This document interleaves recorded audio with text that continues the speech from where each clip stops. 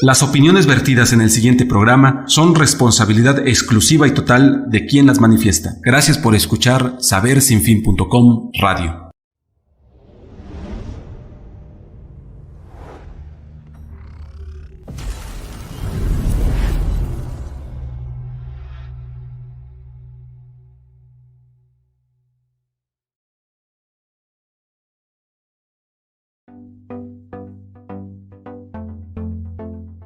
Lo mejor de tu vida está por venir. Consíguelo si escuchas tu programa Mail Universo todos los miércoles a las 5 p.m. en la señal sabersinfin.com con nuestro contenido sobre mejorar tus emociones, tips de nutrición, así como temas de reflexión de tipo social, científico, holístico, espiritual. Comenzamos. Muy buenas tardes, queridos amigos. Es un placer estar con ustedes, como es nuestra costumbre en su programa Mail Universo, los miércoles por la señal Saber Sin Fin, con diversos temas de interés para ustedes. Miren, el día de hoy escogí el tema que se llama que conozcas las pedagogías alternativas. Es decir, que vamos a hablar de la educación de los niños. Normalmente, ahorita haré una introducción y después invitaremos a una persona de Europa que nos va a hablar de estos sistemas de pedagogía, porque allá se aplican más que aquí. Y vamos a ver qué podríamos preguntar de forma interesante. ¿Quién es el responsable último de la educación? Fíjense ustedes que este tema lo vamos a iniciar de una autora, Laura Goodman, psicoterapeuta. Y entonces ella nos plantea varias situaciones que en cualquier parte del mundo suceden con los niños, ¿no? Cuando empieza un círculo de tipo niño, maestro, papá, hay problemas. El inicio del curso escolar generalmente pues nos prepara para enfrentar responsabilidades, alternativas, situaciones ante lo que el niño va a estar en la presencia de este curso. Y precisamente, ¿qué pasa? Pues pasa que empezamos a visualizar en los niños, en nuestros hijos, pues dale tecito, por favor. Entonces vamos a visualizar que los niños empiezan a presentar a veces conductas diferentes. Yo me acuerdo del caso de una de mis hijas, de repente iba al preescolar y empezó a dar patadas. ¿Y de dónde aprendiste a dar patadas? Pues se nos hizo muy raro, ¿dónde? Entonces ella empieza a decir, es que Hugo da patadas. Y entonces nosotros dijimos, ¿cómo? ¿Por qué? Y entonces empezamos a investigar que sus papás iban a la lucha libre y llevaban al niño a la lucha libre, que pues no era una actividad para niños. Y sin embargo vemos cómo influye la influencia de los compañeritos en el niño, por poner un ejemplo. Entonces el niño va a la escuela y empieza a sociabilizar y empieza a recibir formas de conducta de diferente tipo, ¿no? Entonces empezamos nosotros a querer reclamar en la escuela el por qué en tal caso hay niños malcriados que no saben comportar, etcétera, etcétera. Y entonces los niños empiezan a sentirse incómodos, a veces presionados, fastidiados por ciertas reglas, por ciertas situaciones en las cuales no se sienten libres, que ese es uno de los puntos más importantes. Entonces, los padres y maestros forjan una alianza en un momento dado contra el niño en forma indirecta. Los maestros dicen, los papás tienen la culpa. Los padres dicen, los maestros tienen la culpa de que mi hijo sea maleducado o que me empiezan a decir los maestros, es que usted no le pone límites al niño, es que está muy maleducado, es que lo va a tener que corregir, etcétera, etcétera. Y ante esto empujamos al niño a un desamparo y una falta de cariño. La escuela se convierte para el niño en un lugar hostil donde, aparte de tener que soportar las adaptaciones nuevas de los niños, la influencia, también se le va a medir un rendimiento intelectual. Entonces el niño obviamente se siente presionado y la escuela realmente y la familia requieren crear una crianza amorosa. Entonces vamos a ver que la situación que presentan los niños en este círculo vicioso, pues transcurren años y van quedándose encerrados, estigmados. Cuando un niño tiene una conducta diferente a todos, se aísla o tiene problemas de lenguaje o a lo mejor tiene problemas de oído o alguna deficiencia, obviamente que no es aceptado. Entonces, para cortar estos círculos, pues es complicado porque la primera responsabilidad le corresponde a los padres. Entonces, los padres quieren que pues le dé la razón el maestro, exponen sus quejas o sus criterios y quieren ser entendidos por los maestros. Se hace un círculo vicioso, en este caso, y el niño queda al desamparo, ¿sí? Queda en el desamor. Lo más importante es considerar que un niño, desde que nace hasta los 7 años, es la educación más fundamental que debe de tener el niño. Es como una cera donde va a quedar impreso todo, absolutamente todo. Y muchos de los padres pues ignoran a los niños a esa edad, no les ponen mucha atención, no los crían con amor. Desgraciadamente, en la actualidad hay bastante estrés, hay un corre, corre, corre de los padres y por lo tanto presentan cierta indiferencia al niño, no le hablan a los ojos, no lo abrazan, no presentan muchos signos de amor por prejuicios e ignorancia, porque muchos padres no saben educar a los niños, no comprenden la psicología de un niño, de una niña. Entonces, el adulto empieza a emprender un camino a la ceguera. Fíjense ustedes que esto lo dice la autora. Queremos someter a los niños a castigos, a situaciones de pues violencia, a situaciones agresivas. Y entonces, en estos casos, pues el niño se siente en un mundo falta de amor.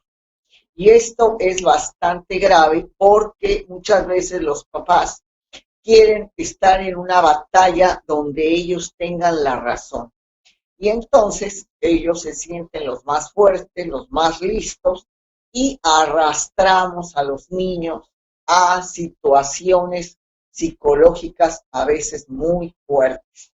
Y el día de hoy vamos a hablar de estas pedagogías alternativas que ya tienen mucho tiempo, no son nuevas. Vamos a invitar a nuestra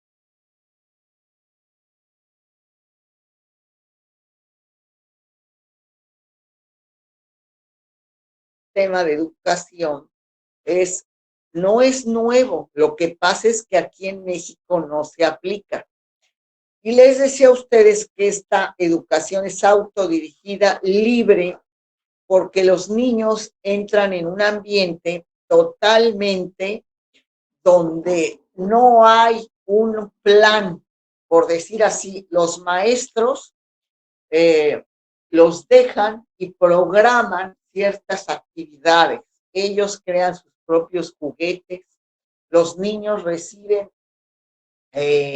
orientación musical, de danza, de pintura, de actividades artísticas, pero también reciben algunos conceptos que ellos mismos van experimentando con diferentes ejercicios. Hay un orden del día, por lo tanto, los maestros tienen cierta preparación en el método, y participan creando en los niños que ellos realicen actividades, que ellos proponen. No es el maestro el que dice vamos a hacer esto, el otro, no. Los niños se reúnen y dicen vamos a pintar, pues pintan. Los niños dicen no, vamos a dibujar, cuentan una historia, la quieren ejemplificar. Ellos van dirigiendo las actividades del día. Por lo tanto, como vemos, no hay exámenes, no hay deberes, de hecho no hay libros de texto. Sí hay libros de literatura y sí en esas actividades empiezan a aprender sobre las letras, alfabetos, pero sobre todo idiomas, inglés y alemán, teatro, artesanías que ellos mismos van realizando. Es decir, que hay muchas manualidades. Por lo tanto, este sistema, que como vemos, tiene estas características. Tiene 3 etapas. La primera etapa es la psicomotricidad fina. Es la psicomotricidad fina y gruesa, en forma de talleres. La primera etapa son de los niños muy pequeños, de 3 hasta 6 años. La segunda etapa es de 7 a 14 años y que bajo el mismo sistema, con un poquito más ya de el niño ya aprende mejor a hablar, le dan conocimientos del mundo, del ambiente, de la naturaleza, etcétera. También hacen juegos, hacen historias. Y la tercera etapa es de niños de 14 a 21 años. Fíjense ustedes, creando en ellos un espíritu crítico, juicios de valor y formando su personalidad. Como nosotros sabemos, la escuela de pedagogía más moderna que conocemos es la Montessori, que todos sabemos que la escuela es con actividades libres. Lo conocemos y hay varias escuelas aquí en México, en toda la República, con esto. Entonces, la situación es que esta educación autodirigida es bastante diferente a la educación básica que tenemos en nuestro país. Aquí en la investigación que hicimos, pues vimos que la escuela Montessori forma a las personas en aspectos de valores, pero la escuela Rudolf forma a personas con cuerpo, mente y espíritu. Es decir, se enfocan mucho a el alma y forman personas. Montessori forma seres humanos. Aquí hay una pequeña diferencia o muy grande diferencia entre estos casos. Aquí en México, la escuela Rudolf se encuentra una en Cuernavaca y otra en Playa del Carmen. Posiblemente, pues como sabemos, no es tan aceptada este tipo de escuelas aquí en nuestro país porque pues a veces los padres tienen criterios cortos, falta de preparación, mucha ignorancia, pensarán que los niños no van a aprender, no lo sé. La situación es que ahorita, en este momento, nos vemos por situaciones de todo tipo frente a casos especiales debido a la situación mundial. Entonces había que voltear un poquito la cara a que el niño ha estado en un sistema de internet por casi un año, eh, sin sociabilizar, teniendo nuevos hábitos, dejando varias cuestiones importantes como es la sociabilización, como es el afecto hacia algunos compañeritos, el trato, el conocer otras cuestiones de niños que opinan, que actúan de forma diferente. Y esto va a afectar mucho a la niñez de nuestro país. Claro que ya se dijo que va a volverse a el sistema normal de regreso a clases. Entonces, como vemos, eh, estos sistemas que son el Rudolf, y hay otros sistemas, Montessori, y la persona que estábamos invitando, pero no sé si por nueva línea que tenemos ahora, al agregar a la persona, se me corta la llamada y la persona me reporta que no le entró la llamada, o sea, que no se le habló. No sé, pusimos ahí y me decía que la estaba conectando. Sin embargo, no le entró la llamada. Nos podemos arriesgar a volver a intentar agregarla, pero no sé, se nos puede volver a cortar. Entonces, no quisiera yo arriesgar esta situación, ¿sí? Y como les decía, estas se llaman pedagogías alternativas. Son nuevas formas de educación en los niños con nuevos sistemas, ¿sí? En el Montessori, el profesor actúa como una guía, observando al niño, adaptando las actividades a las necesidades del niño. En la educación Waldorf, el maestro propone las actividades prácticas y si quieren los niños, pues escogen cuál quiere ellos tomar.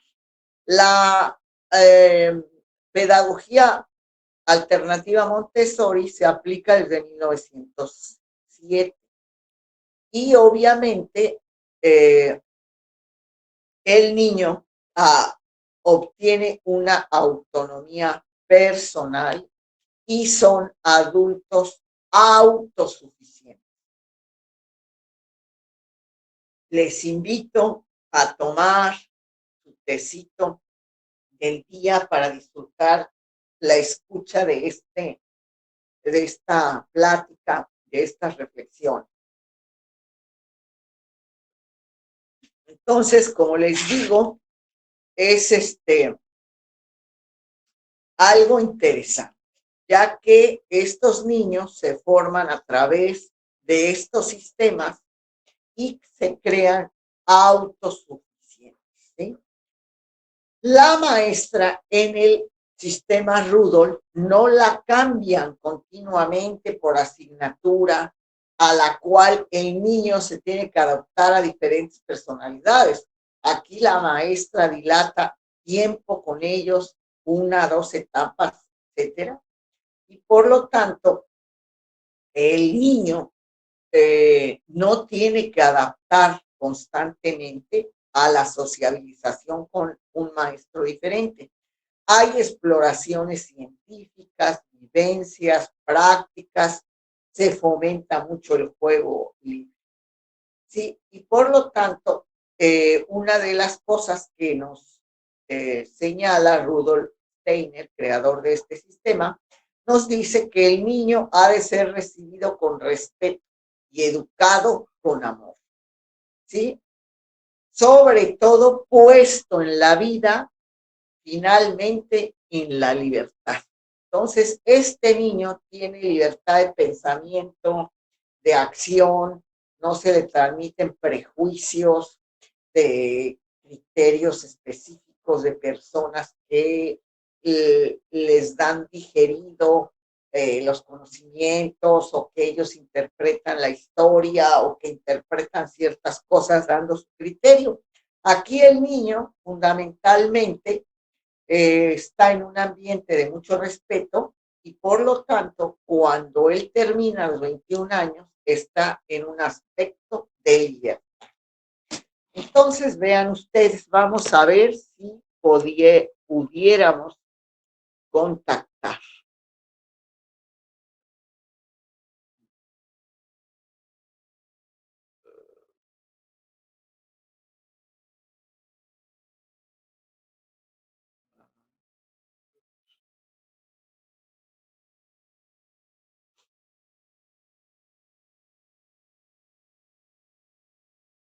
No, bueno, no va a ser posible.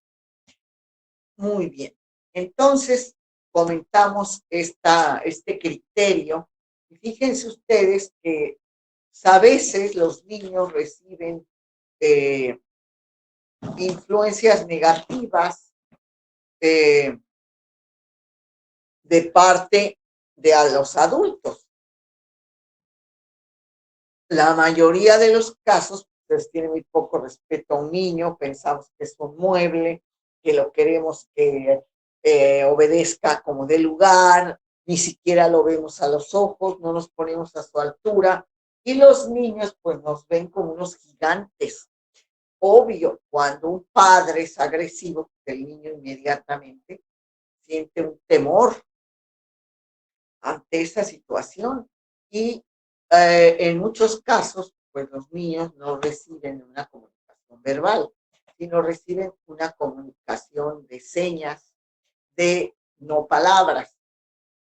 Esto influye mucho el ejemplo, cómo ven que sus padres actúan con otras personas. Le decimos al niño, no digas mentiras, yo digo mentiras, me porto mal con alguien, con una vecina, y después le digo que tiene que ser buena persona con los demás. Entonces, pues el ejemplo, que es lo más importante, a veces los niños pues no lo tienen. Fíjense que yo tuve una experiencia a cierta edad en la que visitaba yo a una tía y esta tía tenía unas hijas, ¿verdad? Más grandes que yo. Y en una ocasión, esa tía, pues estábamos todos hablando, viene una prima ya grande, 17 años, que se corta el fleco. Pues la tía la cacheteó por haberse cortado el fleco. A mí me impactó muchísimo, muchísimo esa actitud. Yo llevaba buena relación con la tía, pero a partir de ese momento me causó tanta desilusión. No sé, jamás volví a entablar una relación afectiva. O sea, sí volvía por muchos años a tratar a esa tía, pero ya no en forma afectiva. Jamás de los jamás. Y me lo decía. Ay, tú cuando viste que hice esto, cambiaste. No tenía yo que explicar porque la iba a ofender. Yo le pude haber dicho, pues sí, pero tú, ¿verdad? ¿Qué caso tiene? Yo era no tan niña, ya tendría como 14, no, como 12 años. ¿Qué le podía yo decir? Desde mi punto de vista de valores de niña, pues casi yo le tenía que haber dado una clase de moral. Era obvio que me sentía intimidada, que yo no le podía por mi edad, corregir a ella. Yo tenía la mentalidad de que los adultos actúan correctamente, sobre todo que mi mamá a mí me dio mucha libertad para actuar, nunca me trató mal y obviamente yo sabía que mi mamá por cortarme un mechón jamás me haría eso. Por lo tanto, les pongo este ejemplo porque nos damos cuenta de que a veces los adultos abusamos de los niños, ni siquiera respetamos su espacio de juego, su espacio de actividad. A lo mejor el niño está realizando algo, ni siquiera está en el Facebook. ¿No? Entonces vamos a ver que, como les decía, muchas veces nosotros ignoramos a los niños, no respetamos su espacio, y como les decía, puede estar un niño jugando, construyendo algo, yo llego del trabajo y se me hace muy simple que esté haciendo eso. Le tiro el juego. Eso es una agresión, es una falta de respeto al niño y falta de respeto al espacio. Fíjense que no tenemos ese concepto de que a veces no respetamos el espacio, la recámara de un hijo, el lugar oficina del esposo, el espacio de trabajo de mi niña, de mi hijo, y invado su espacio. Y eso es una falta de respeto que no tenemos considerada como tal. En tal caso, este lenguaje que tenemos con los niños a veces no es verbal, ¿sí?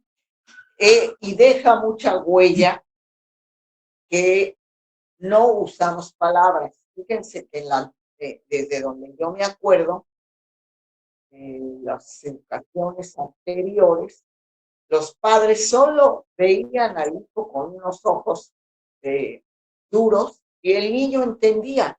Ni siquiera había que golpearlo, ni regañarlo, ni agredirlo. El niño ya entendía que estaba mal y dejaba de hacer esa actividad. Había como que otro tipo de comunicación. Actualmente con el estrés, con la carrera, con las prisas, con todo, pues hemos descuidado mucho la relación con los niños. Puedo yo decir que hay muchos padres amorosos, muchas madres que están dispuestas a dar la vida por los niños y a actuar generosamente, amorosamente, pero hay otras que no. Desgraciadamente, la cuestión social de familia ha tenido muchos cambios.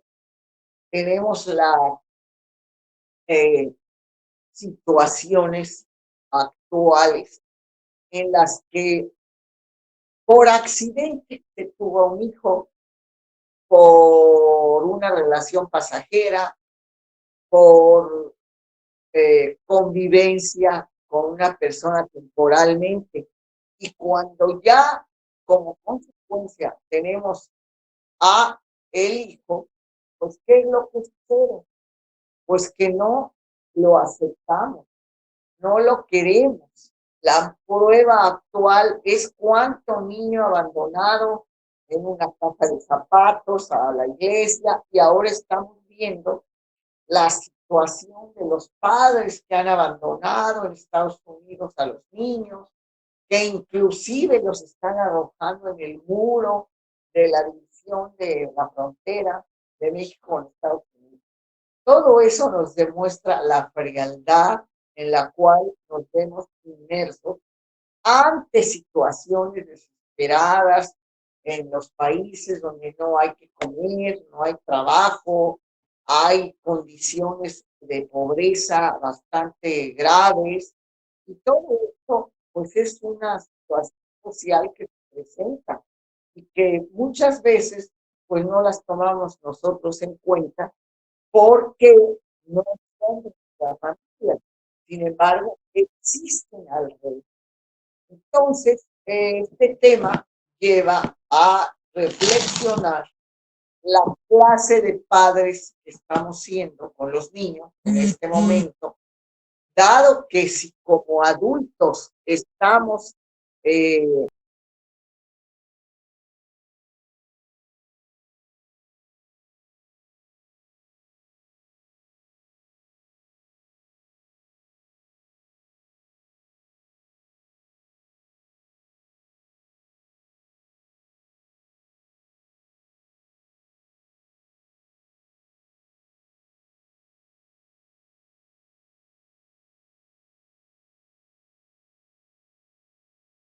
a ver si podemos agregar a la persona en lo que nos queda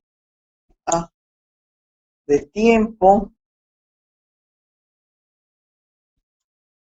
a ver si nos puede contestar.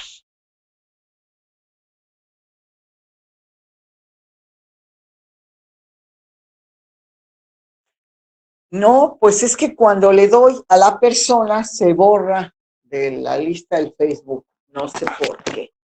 Bueno, continuamos con nuestro tema, amigos. Tómense su tecito y continuamos.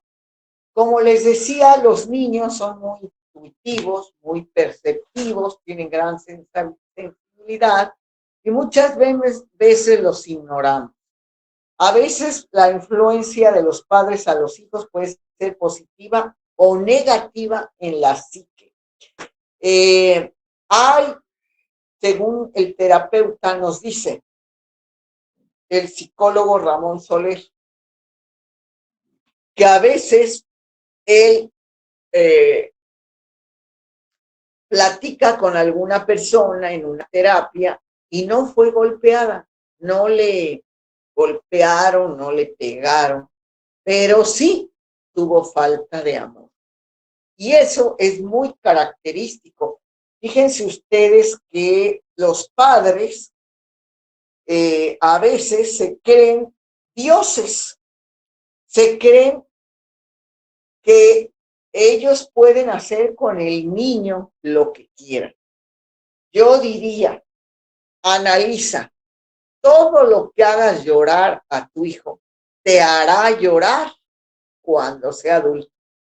¿Por qué? Porque dañamos psicológicamente al niño, lo deformamos, lo maltratamos. Y entonces, cuando crece, el niño puede crecer con resentimiento, con odio, con lesiones psicológicas muy fuertes. De antemano, el abandono es uno de los heridas de la infancia. Cualquier niño tiene heridas de abandono. ¿Por qué? Porque lo dejamos en la cuna y nos fuimos a bañar, porque lo dejamos mientras fuimos al mercado, pequeño en la cama, por que lo ignoramos, porque lo dejamos precisamente en el kinder el primer día. Es una herida de abandono muy fuerte, porque lo mandamos de vacaciones con los parientes que no quería, etcétera, etcétera, etcétera. Entonces, dense cuenta ustedes que hay cantidad de circunstancias por las cuales el niño va a tener heridas. Y los padres no son conscientes de eso. No pensamos que hemos hecho nuestro mejor papel con ellos, pero había que hablar con el niño adulto, qué resiente, qué no le gusta, y a veces hay padres excesivamente autoritarios. Entonces no aceptan un diálogo con el hijo. Y todas esas estructuras de ignorancia, porque eso es una ignorancia, creer que somos dueños del hijo. Y vamos entonces a decirles a ustedes qué detalles tienen que cuidar. Mira, o miren ustedes, por decir así. De acuerdo a que nos están escuchando varias personas, les pedimos una disculpa, nos falló mucho el internet el día de hoy, pero esperemos que sigan con nosotros y nos da mucho gusto que nos hayan esperado y sigan aquí. Miren, generalmente hay que agacharse al niño y verlo a los ojos cuando se le habla, ¿eh? Si al niño no se le habla a su altura, la ausencia de mirarlo transmite desasosiego y desamparo. Así que tienes que estar presente con el niño, cómo te fue en la escuela, qué quieres jugar, acercarte a su tamaño. Bien, porque el niño siente que somos unos adultos enormes, gigantes, y que lo intimidamos. Entonces, hay precisamente algo que es la confianza, no desde el miedo, sino desde el amor. ¿Se fijan? El niño tiene que sentir que lo amamos inmensamente ante todo. Otra situación es de que los niños pueden captar nuestro tono muscular aunque no hablemos, si hay tensión o si estamos enojados, aunque no digamos nada, ¿sí? Entonces, debemos de aprender a relajarnos para estar ante ellos. El respeto que debemos tener hacia los niños, no invadiendo su espacio, como les dije, respetando su juego, no un bloqueo y un rechazo. Es importante abrazarlos, tocarlos, expresarles el amor para que ellos se sientan amados y no atacados, maltratados o ignorados. Por otro lado, también es muy recomendable que no seamos incoherentes, demostrar al niño el ejemplo porque ellos quieren imitar a su héroe, que son su papá o que es su mamá. Como caso de la terrible situaciones que a veces tienen los padres con los hijos, pues lean la biografía de Paulo Coelho. La biografía de Paulo Coelho es terrible de lo que su padre le hizo a él. Él, de 1966 a 68, estuvo internado en una institución mental 3 veces porque su papá se negó a aceptar su conducta, ya que él no quería tomar el modelo de vida de sus padres que le imponían, ¿sí? Y se rebeló. El papá le hizo la vida de cuadros, imposible. El diagnóstico médico que se hizo fue comportamiento irregular en el colegio, rebeldía relacionada con las relaciones familiares, intereses políticos que no eran los propios, que no eran los adecuados para una persona sensata. En pocas palabras, su padre lo declaró loco por no coincidir con él. ¿Y cuántos ejemplos tenemos de enfrentamientos, problemas de hijo al padre que no lo acepta y de que el padre autoritario, cerrado a veces, quiere imponer? No nos damos cuenta que son etapas diferentes, épocas diferentes, circunstancias a veces ya distintas. Nosotros vivimos 30, 20 años antes que el hijo, por lo tanto, no somos realistas del medio en que estamos. Y de acuerdo a eso, es importante un pensamiento que en este momento le vamos a dejar a usted, ¿sí? No seas prisionero de tu pasado. Solo fue una lección, no una sentencia de vida. A veces los adultos se quejan del maltrato del padre, de la mala educación, de los golpes, de la violencia, pues viven prisioneros en el pasado, no pueden perdonar al padre, a la madre, están traumadísimos, no viven socialmente adecuado, en el trabajo a veces son gente rara, son señalados por la sociedad, estigmados, en fin, una serie de circunstancias que a veces los adultos mayores presentan como cicatrices que han dejado la mala creación o educación, por decir así, del padre o de los padres hacia los hijos. Los lesionamos psicológicamente o físicamente. Por eso es importante que se den cuenta que debemos de abrir más nuestros criterios hacia la educación, no consentimiento, no apapachar a los que todo lo que hagan está bien, porque cuando un padre no pone límites en la educación de un hijo, ese hijo va a ser un criminal. Nadie le dijo qué era lo moral, qué era lo correcto, qué era lo incorrecto.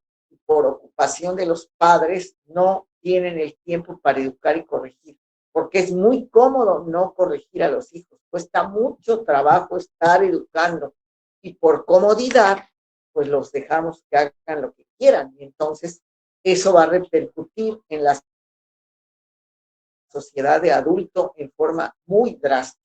Pues amigos, el día de hoy nuestro programa tuvo varios altibajos y se fue a internet y no nos pudimos comunicar con la persona que habíamos invitado. Entonces, bueno, pedimos una disculpa fuera de nuestro control a veces. Por lo tanto, pues agradezco mucho que hayan estado con nosotros en este tema y amigos, recuerden que nacemos para estar sanos y felices.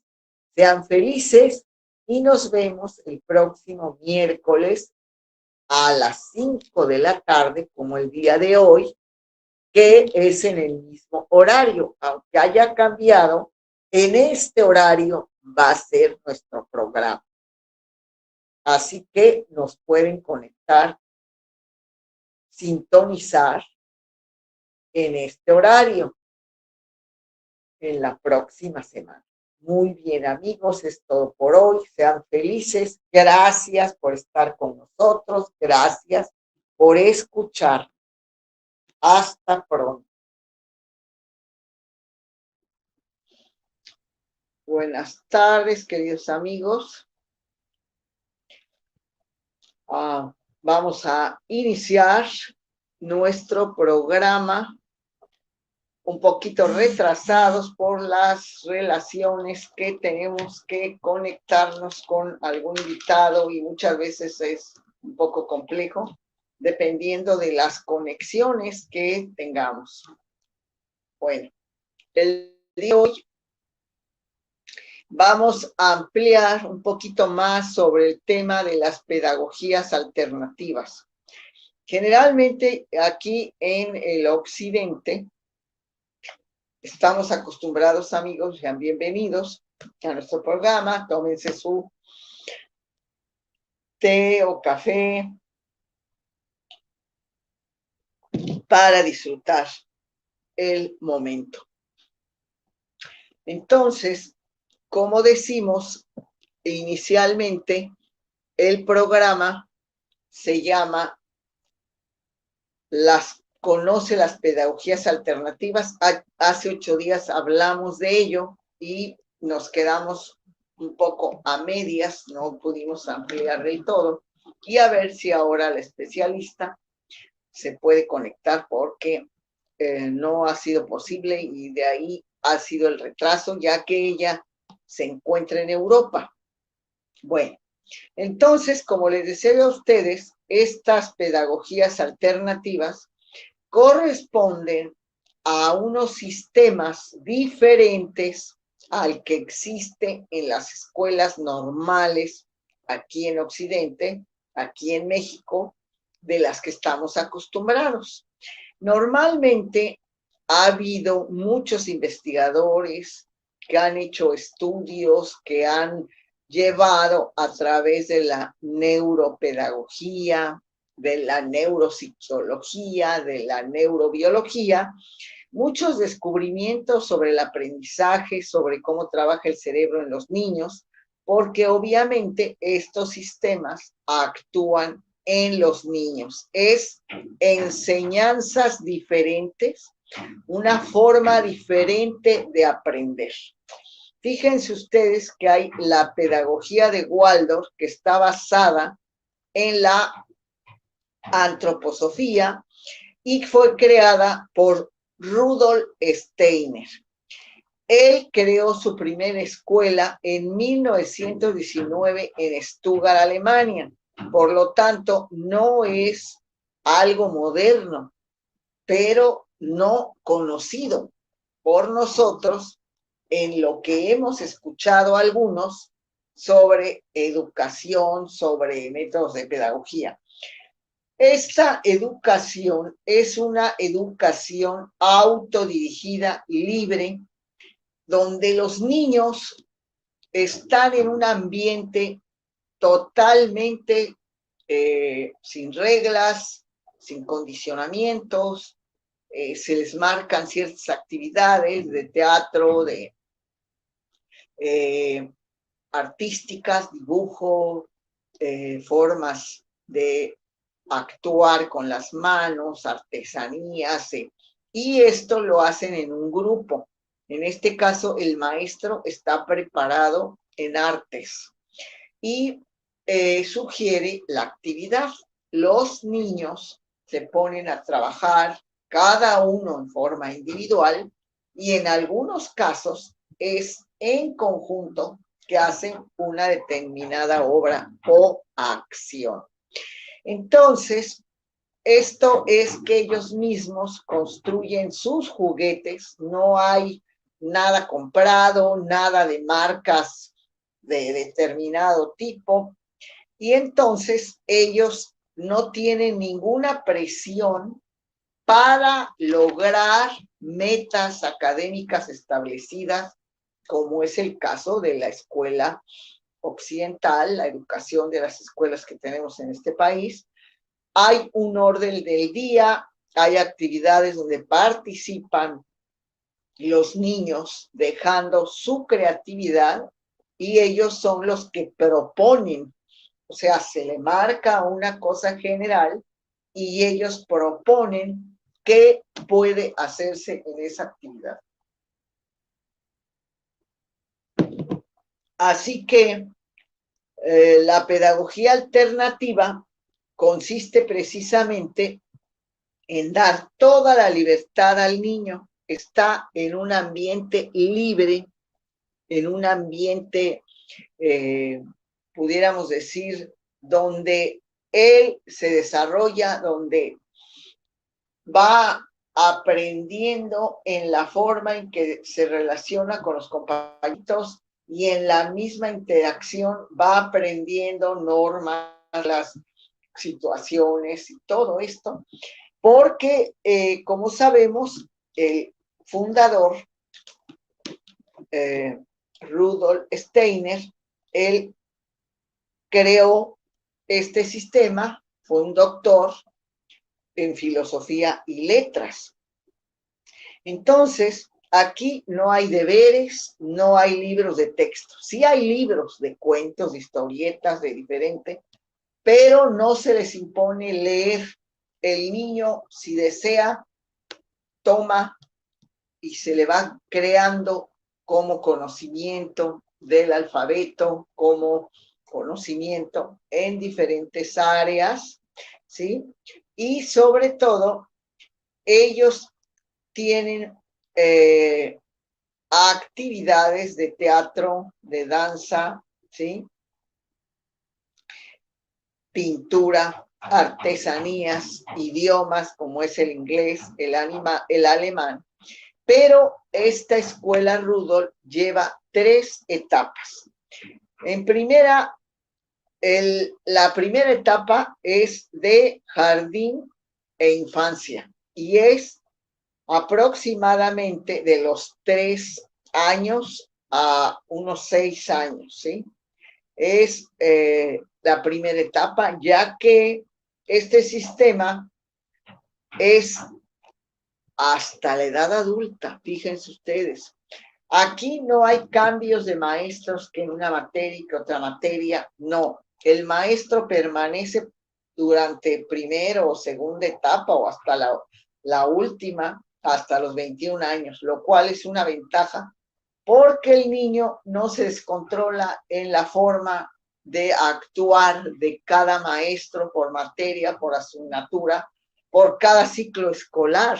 Fíjense ustedes que es bastante incómodo someter a un niño a tantas circunstancias como la que tiene la característica llamada de educación básica escolarizada en nuestro país. La segunda etapa, esta primera etapa, perdón, lleva como objetivo la psicomotricidad fina y gruesa. Y ahí se van desarrollando todo lo que él va creando. La segunda etapa es de los 7 a los 14 años, ¿sí? Entonces, el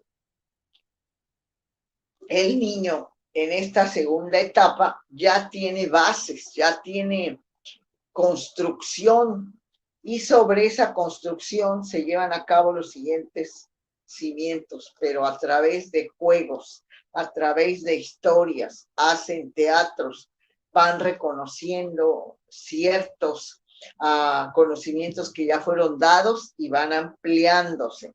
La tercera etapa es de los 14 a los 21 años y en este caso es la tercera etapa donde el niño desarrolla ya su personalidad y se le crea un espíritu crítico y juicios de valor. Entonces, de esa manera el aprendizaje es totalmente diferente al que conocemos y aquí los niños se forman en 3 aspectos: cuerpo, mente y espíritu. Y uno precisamente de las cosas muy sobresalientes es el desarrollo del espíritu. Fíjense ustedes qué bonito, desarrollo del espíritu, que en la educación escolar básica de México, de nosotros como país, pues no existe el crecimiento del espíritu. Por eso llegamos a adultos que nada más estamos creados en lo físico, en el cuerpo.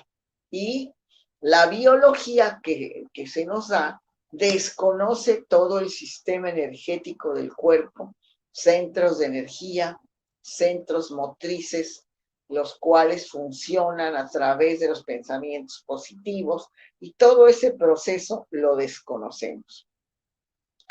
Como hemos escuchado, otro de los aspectos que conocemos es la escuela Montessori, que es la más conocida. Aquí el profesor actúa como guía, observando al niño y adaptando las actividades a las necesidades, y el niño es el que elige. En el método Waldorf, el maestro propone las actividades prácticas. Fíjense ustedes que la educación Montessori también no es nueva, se aplica desde 1907. En algunas formas podemos considerar qué diferencia hay entre, por ejemplo, el Montessori y el Waldorf. El Montessori, nos comentan aquí en la investigación que hicimos, ¿verdad? Forma en un momento dado, hay una diferencia entre lo que son las personas y lo que son el ser humano. El ser humano ya está constituido, ya está formado, ya tiene una serie de aditamentos con el que nace cualquier niño, individuo. En cambio, la persona, su nombre lo indica, hay que desarrollar personalidad, carácter y muchas otras características que forman a la persona. Entonces, el Waldorf forma personas y el método Montessori, aquí no lo comentan, son seres humanos, pero no son alumnos, ¿sí? Y en este caso, ambos crean una autonomía personal autosuficiente. La maestra acompaña en ciertas áreas al niño, amplía la literatura infantil, hay exploración científica, hay vivencias, se maneja mucho el juego libre. Entonces, en el Waldorf nos dicen que el niño ha de ser recibido con respeto y educado con amor. Aquí hay demasiadas cosas que tenemos que aclarar. Fíjense ustedes, el niño debe ser recibido en cualquier situación con respeto.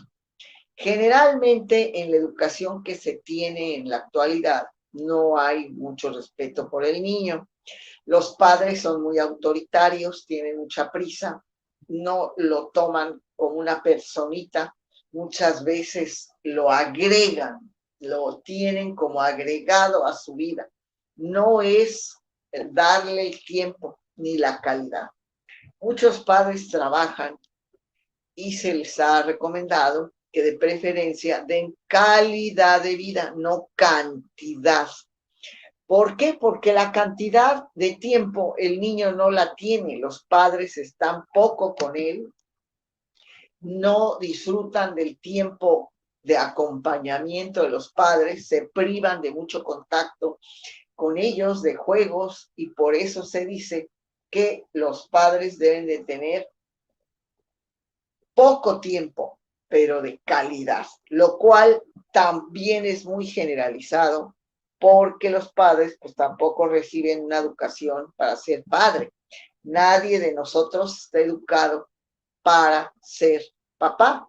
Todos lo hacen como pueden, en las mejores de las circunstancias, y muchas veces pues se hace el mejor esfuerzo. Desde luego, se trata de hacerlo mejor, pero pues esto ha cambiado mucho, mucho, y lo más importante en el método Rudolph, pues es la libertad. Se le da al niño una libertad que es sumamente importante, y vamos a hacer algunos análisis. Estas escuelas, desgraciadamente, son pocas. Hay una en Cuernavaca y otra en Playa del Carmen de la Rudolph. De Montessori, pues como sabemos, ya existen más conocidos.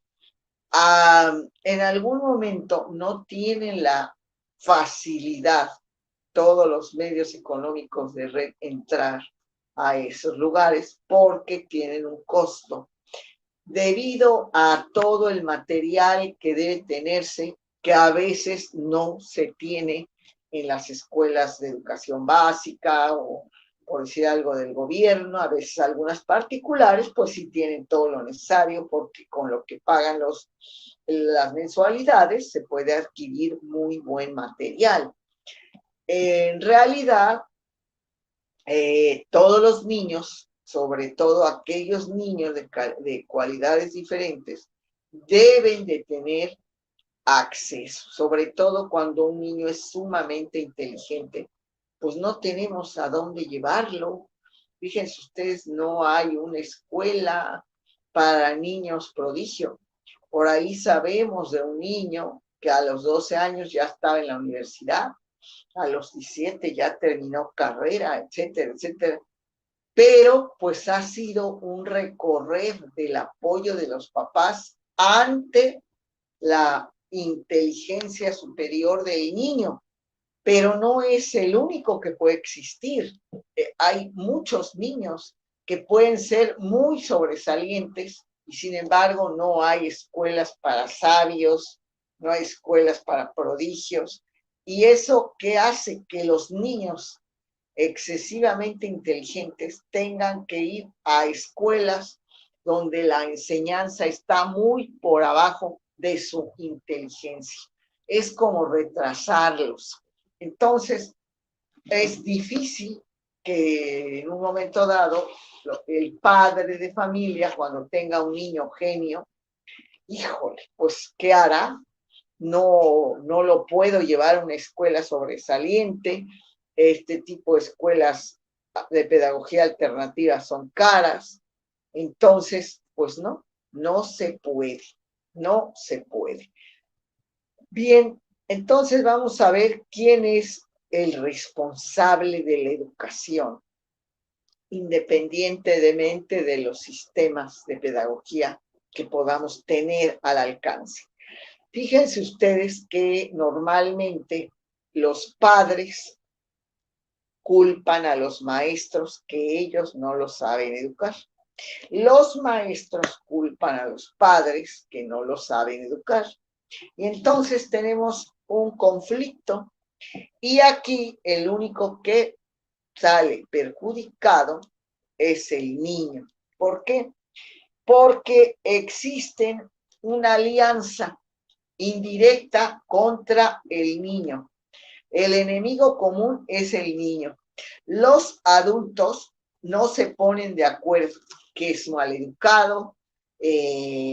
Los maestros le dicen a los papás, el niño no está educado, usted no le puso límites, es muy grosero, no sabe comportarse, no respeta a los demás, etcétera. Y fíjense que la influencia que hay en los ambientes escolares es muy fuerte. Yo puedo tener educado al niño, pero al ir a un ambiente donde los demás no son educados, ¿qué sucede? Pues que el niño empieza a aprender ¿qué? Pues otras cosas, totalmente opuestas a la enseñanza. Fíjense que, por ejemplo, una de mis hijas, cuando iba al preescolar en una escuela, de repente llegó y empezó a dar patadas y, ¿pero por qué? ¿A qué se debe? Y empecé a hablar con ella y dijo, es que Hugo nos da patadas, es que Hugo patea, es que...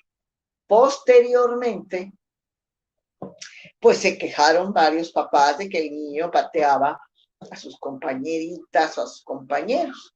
Y se vio que al niño lo llevaban a la lucha libre y ahí veía cómo luchaban y se ponía a luchar y a atacar a los niños. Obviamente, pues la lucha libre no era un lugar donde llevar un niño de preescolar, por favor. En otras ocasiones mi hija me decía que los papás eran músicos y llevaban a la niña a los conciertos. Para todo el ruido que había, le ponían unos tapones en las orejas, una especie de cama, y la niña tenía que dormir ahí mientras los papás daban el concierto.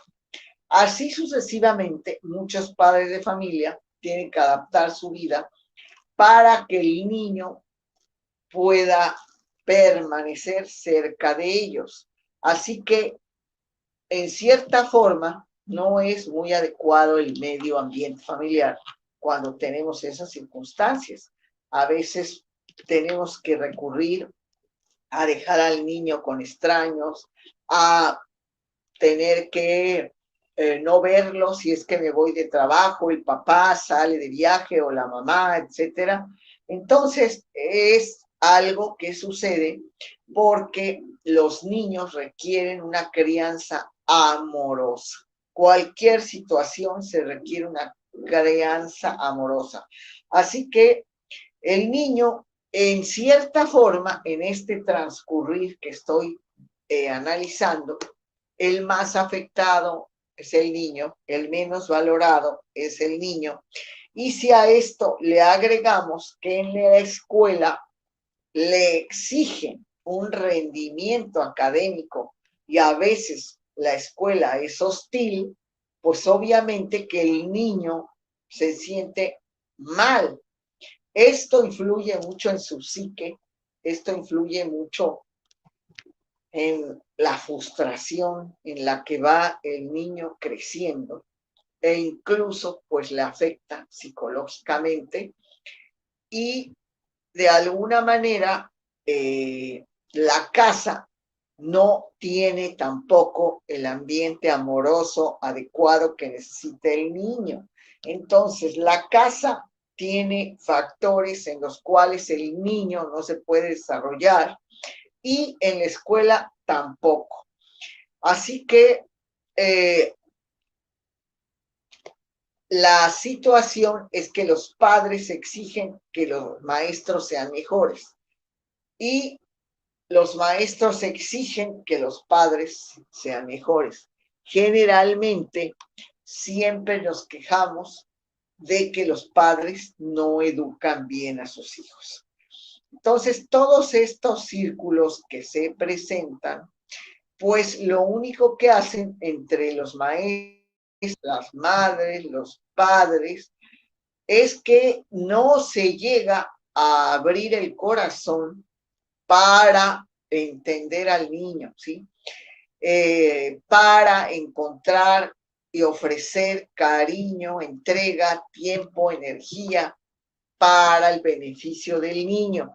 O sea, muchos padres pues quieren tener la razón ante una maestra.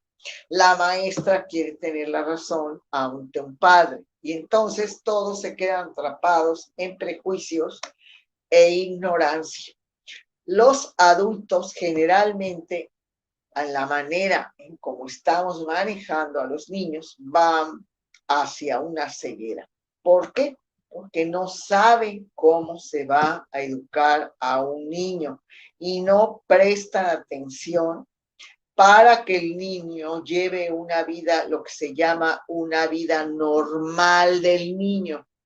En fin, los queremos educar a través de someterlos a castigo, desesperanzas y actuamos desoyendo y acallando lo que es importante para los niños. Es una guerra muchas veces que dura toda la vida. Hemos encontrado a mucha gente que dice: yo no me llevo con mi padre, yo no le hablo a mi madre, etcétera, etcétera. Y crecen los niños con estas cicatrices psicológicas que de grandes les va a ocasionar muchísimo problema ante un trabajo, ante una pareja, ante varias circunstancias, porque pues no recibieron la educación correcta, adecuada para desarrollarse en forma amorosa. Lo más importante para un niño es el amor que le pueden tener sus padres, es el gusto de convivir con ellos. Y muchas veces no nos sabemos comunicar con los niños, nos dice el psicólogo Ramón Soler, porque nos habla de que a los padres adultos tienden a acomodar posturas, ¿sí?, no verbales de control sobre el niño, que muchas veces pues no es lo más adecuado. Incluso hay un libro que se llama El lenguaje del cuerpo, hecho por Bárbara Allen Pease, y este libro se llama El lenguaje del cuerpo, que es aquel lenguaje intuitivo y en alguna forma irracional y automático que se da cuando el padre domina al niño, de tal manera que el padre, como hemos escuchado, yo soy tu padre, me tienes que obedecer, yo te eduqué, etcétera, etcétera.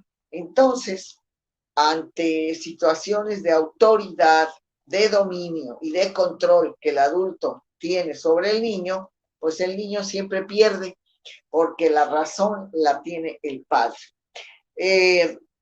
No es factible a veces de 6 a 7 años que el niño se desarrolle del todo en su pensamiento racional.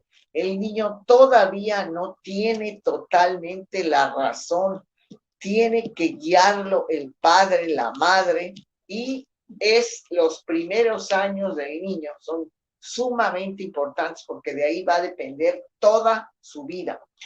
Y donde hay problemas, divorcios, separaciones, en las cuales actualmente la sociedad en la que estamos inmersa, ocurre 15 días con el papá o 8 con la mamá, y va y viene el niño a dos ambientes que se tiene que adaptar y que muchas veces pues no es fácil.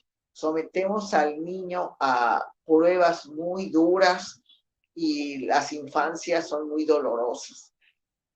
En especial cuando los padres ni siquiera lo ven a los ojos, ni siquiera lo tratan como un hijo, lo tratan como un objeto que mueven, que van, que llevan, que traen, pero el niño se siente afectado al no sentir el amor que tiene de los padres.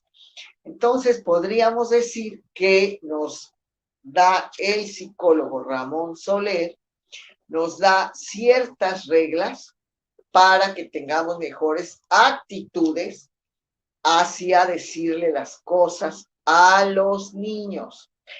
Primero, mirarlos, comunicarnos a través de la mirada, ¿sí? Ponernos a su nivel de estatura. Nos ven como unos monstruos enormes. Si a eso les gritamos, los golpeamos, pues imagínense qué triste para el niño es ver que en lugar de que lo aman, lo degradan, lo humillan.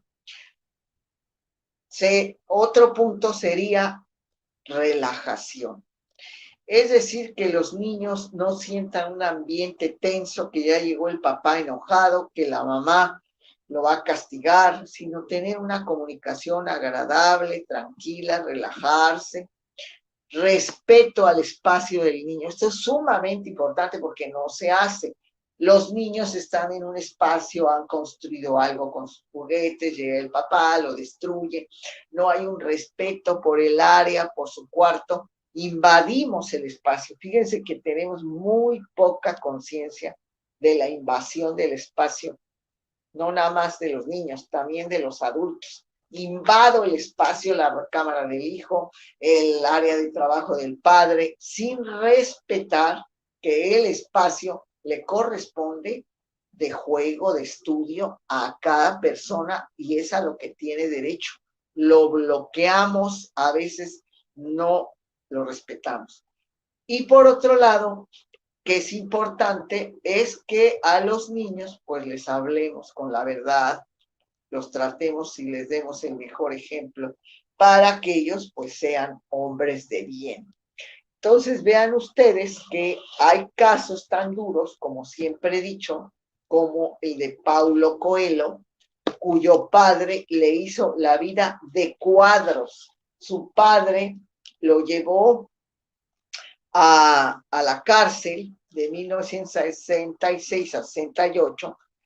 Estuvo también internado 3 veces en un instituto mental en Río de Janeiro porque se negó a aceptar el modelo de vida de sus padres que le imponían. Así que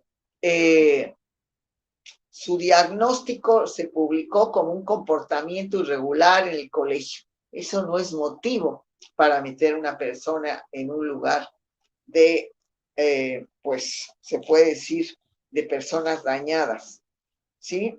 Y además, él era rebelde dentro de su casa porque su padre quería ser que fuera como él quería.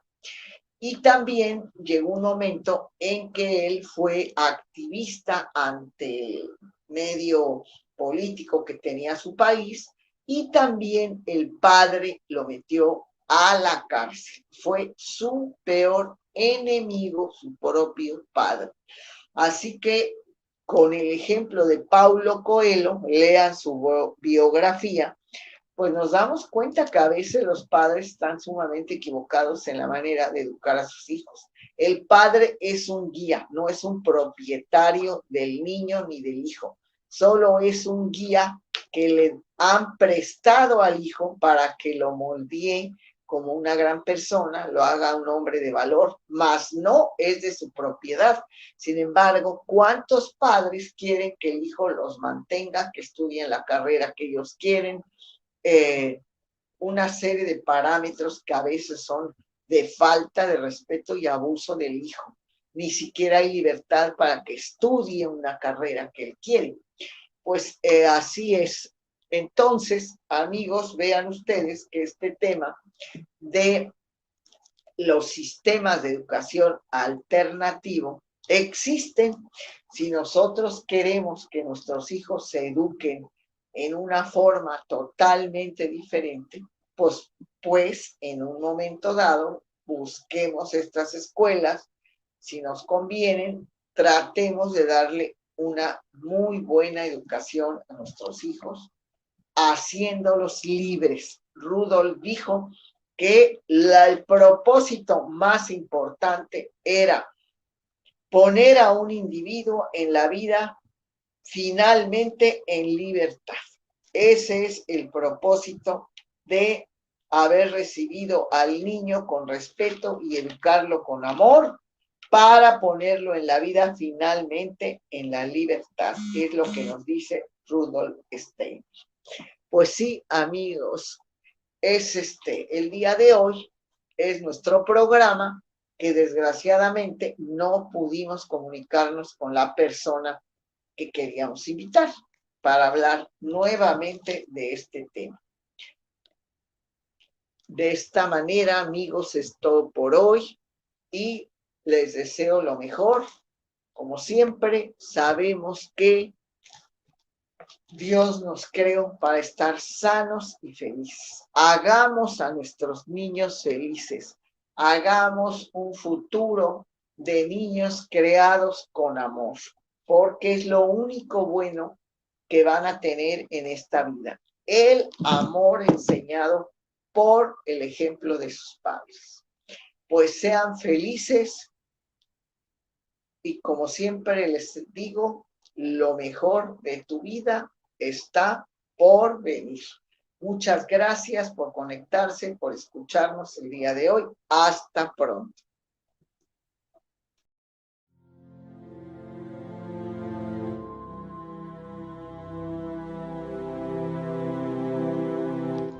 Amigos, hemos concluido nuestro programa.